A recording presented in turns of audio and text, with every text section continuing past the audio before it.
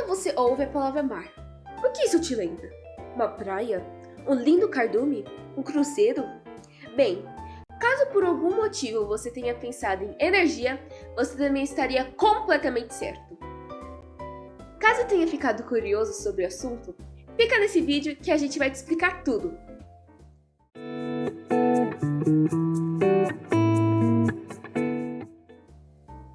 Apesar de somente um grupo mais popular de usinas energéticas chegarem aos ouvidos do grande público, as formas de se obter eletricidade vão além do que você deve imaginar. Como deve saber, a demanda global por energia vem crescendo de maneira descomunal nas últimas décadas, trazendo consigo diversas pesquisas sobre novos meios de obtê-la, sendo movidas seja pela questão, seja pelo aspecto ambiental. E é aí que a maremotriz entra no jogo. Nada mais, nada menos do que uma energia derivada do movimento das ondas e marés. Tendo isso em mente, essa novidade se tornou uma opção a ser analisada no cenário internacional. Entretanto, assim como outras fontes energéticas e elétricas, a maremotriz deve ser amplamente analisada para ser possível ter consciência das mudanças que ela trará ao ambiente, além de sua eficiência.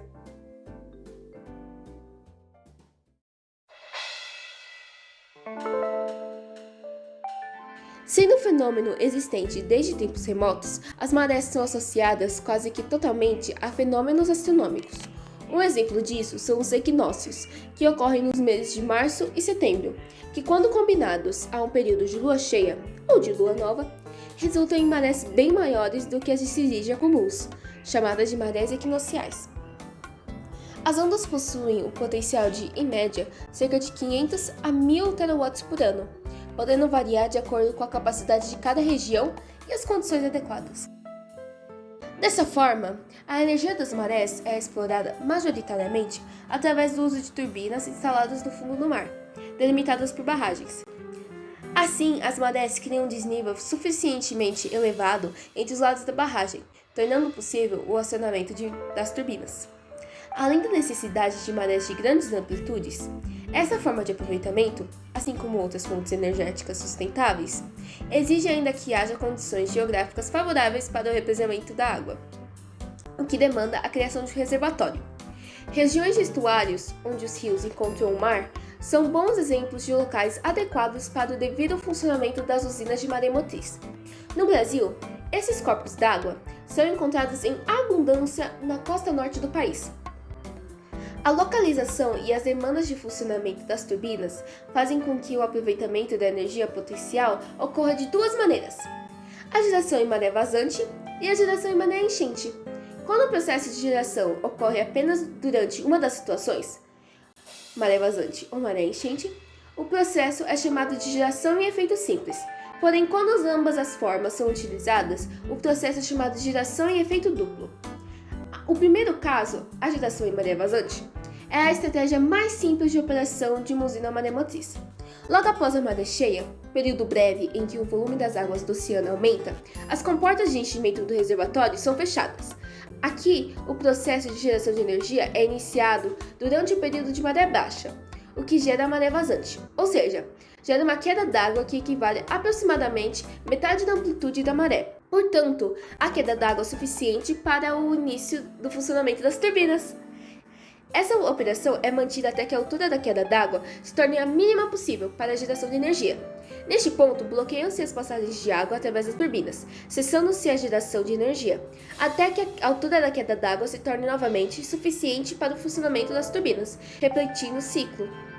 O segundo caso, a geração em maré enchente, também é de fácil realização e compreensão. Nesse momento, ao invés de esperar o movimento de volta das águas, onde seu volume começa a diminuir, esse processo depende do movimento de chegada, ou seja, é necessário que o volume das águas encha os reservatórios das usinas. Dessa forma, fica claro que quando ambos os movimentos de ida e vinda da maré são trabalhados simultaneamente, podemos encontrar uma geração de energia através do efeito duplo.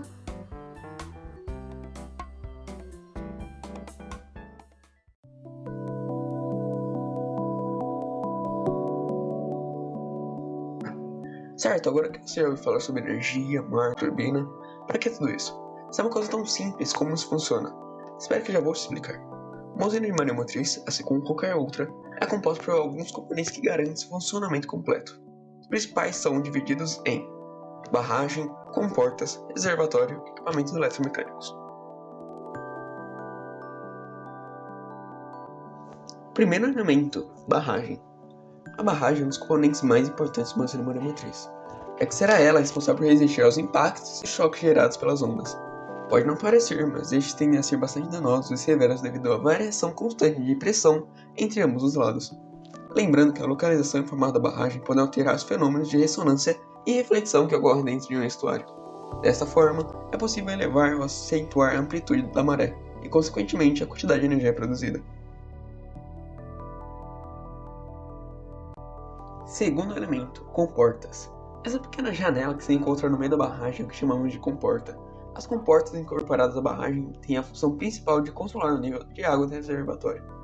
Assim, a frequência que elas estão abertas está relacionada diretamente ao tipo de maré, alta ou baixa, e do modo de operação da usina, vazante, enchente ou dupla. Essas comportas se diferenciam daquelas usadas nas usinas hidrelétricas, devido à sua frequência de operação, que quando comparadas, mostra-se efetivamente maior na de maré motriz. Terceiro elemento, reservatório. Sendo meio autoexplicativa, a principal função do reservatório em uma usina maremotriz é o armazenamento de água, de modo a gerar a queda d'água necessária para a geração de eletricidade através dos turbogeradores. Uma usina maremotriz pode envolver um ou mais reservatórios, sendo a primeira alternativa mais comum e mais econômica, embora tenha menos flexibilidade.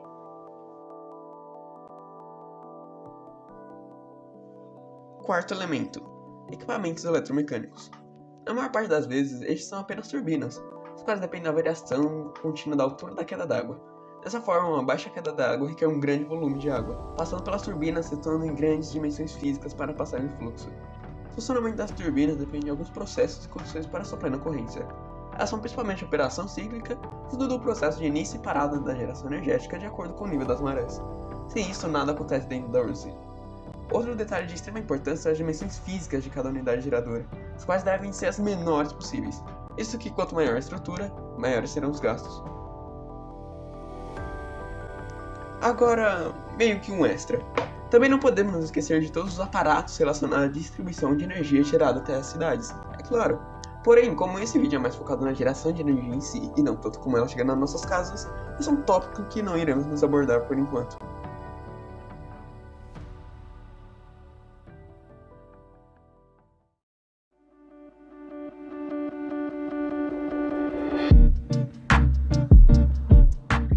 Tá, agora eu entendi como esse processo todo funciona, mas sejamos honestos. Como esse tipo de energia afetará a minha vida e o planeta? Calma, se tiver gafanhoto, que é sobre isso que eu vou te falar agora. Com o passar dos anos, os constantes avanços tecnológicos e o consumismo em alta, a demanda energética aumentou assustadoramente. Com isso surgiu a interessante busca por alternativas que substituam, de forma saudável para a natureza, os tão mal falados combustíveis fósseis, como o petróleo e o carvão mineral, por exemplo, que apesar da grande capacidade de produção, são extremamente ofensivos para o meio ambiente, e não só podem, mas como vão acabar em algum dia não tão distante, também podendo levar de quebra a vida da nossa Terra. Por isso que a maremotriz vem sendo cogitada por diversas nações, uma vez que ela não iria se esgotar e produziria toneladas de gases poluidores, sendo considerada uma fonte de energia sustentável, assim como também diminuiria qualquer dependência energética que o país possa vir a ter. Tudo isso somado a uma vida útil extensa e baixos custos de manutenção, faz com que as marés pareçam um negócio extremamente interessante de se mexer. Assim como a maremotriz, também existem outras formas relativamente inofensivas de se produzir energia. Algumas delas são a fonte eólica, que consegue energia através da força dos ventos, a solar, através da radiação solar, e a hidrelétrica, onde a produção vem do fluxo das águas e quedas d'água. Sobre elas, o artigo científico Complementaridade entre fontes de energia renováveis e regiões, no caso brasileiro, título traduzido, demonstra com clareza que, se projetarmos para o ano de 2050 o Brasil abastecido por uma matriz energética inteiramente renovável, cada região do país deveria ser responsável por fontes energéticas específicas, para que, em conjunto, elas possam trabalhar de maneira complementar, levando energia elétrica uniformemente por todo o território nacional. A imagem mostra a ocorrência das 3 fontes citadas em cada região do país, mas infelizmente não traz informações gráficas sobre a energia maremotriz. Porém, caso você tenha prestado atenção no que nós trouxemos até aqui, podemos chegar à conclusão que, devido à ocorrência dos estuários, a região norte seria disparado uma excelente candidata para a aplicação das usinas, o que a tornaria a matriz energética nacional ainda mais estável, garantindo a eletricidade necessária para cobrir todo o Brasil.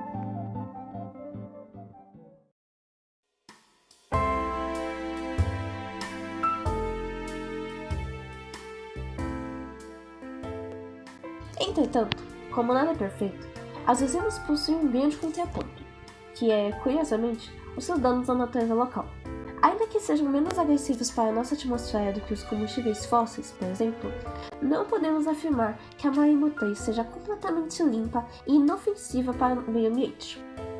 Isso acontece pois a instalação de usinas desse porte pode causar uma significativa restrição de fluxos hidrográficos, mudanças no ecossistema do estuário e alterações na composição da água devido à erosão e à sedimentação intensificadas no local.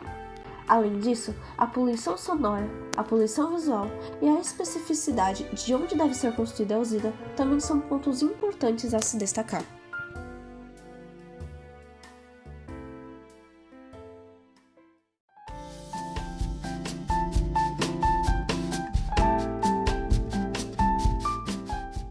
Nossa, isso é tudo muito legal, muito interessante. Mas e aí? Onde eu encontro esse tipo de usina funcionando? Bem, por ser uma tecnologia um tanto quanto recente quando comparamos as suas rivais, há pouquíssimos exemplos de usinas de maremotriz que podemos encontrar nos dias de hoje. Porém, entre esses raros casos, podemos dar o maior holofote para Usina de Florence, França. Localizada na cidade de Bretanha, operando desde 1966, esta é atualmente a maior e mais importante usina que temos no mundo. Também é conhecida por ser um famoso ponto turístico da região. Central Elétrica Real de Anápolis, Canadá. Situada na Baía de Fundy e em funcionamento desde 1984, essa usina trabalha com sua capacidade reduzida por questões ambientais, mas mesmo assim continua a produzir de forma prazerosa. Usina de Kislaya, Cuba, Rússia.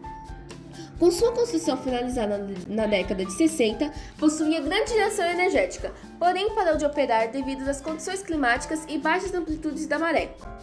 Usina de Pecém, Brasil, construída no Ceará, está em operação desde 2017.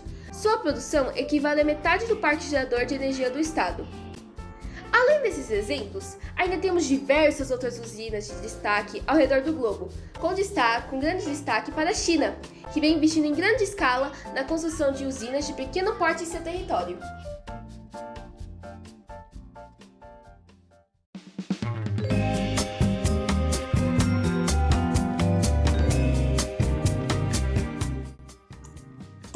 Mas e no Brasil? Nós temos a usina de Pecém e acabou? Nem estudo, nem um dado. Bom, é isso que a gente vai ver.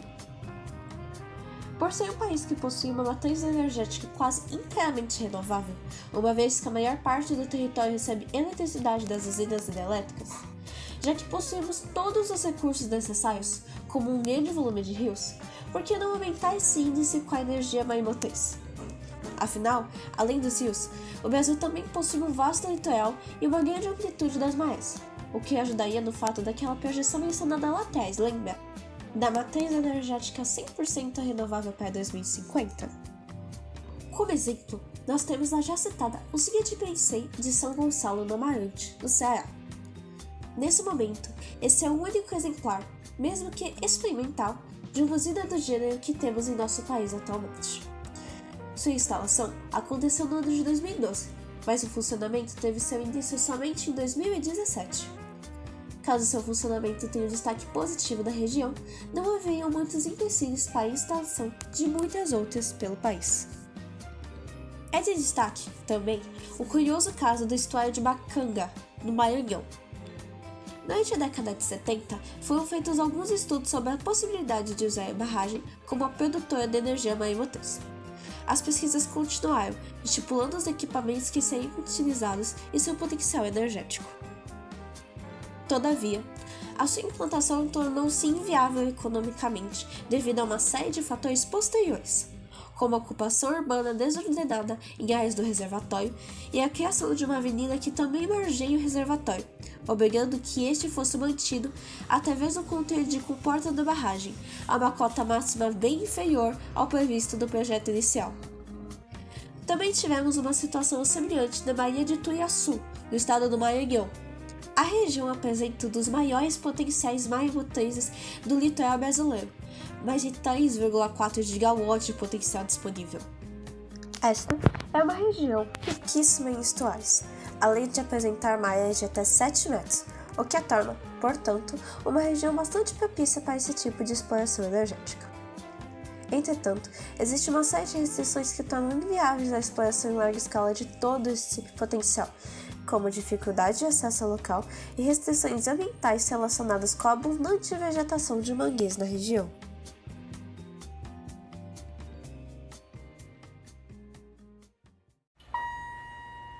Mas bom, por hoje é tudo, pessoal. Esperamos que tudo que foi mostrado aqui tenha sido de grande ajuda para você, trazendo mais informações sobre coisas que talvez você já sabia ou abrindo somente para novas áreas do conhecimento. Com isso, qual a sua opinião sobre? Você já sabia sobre o assunto? Acha que é uma forma viável para a produção de energia? Bom, escreva aqui nos comentários que a gente quer saber sua opinião. Deixe seu like e a gente se vê no próximo vídeo. Até!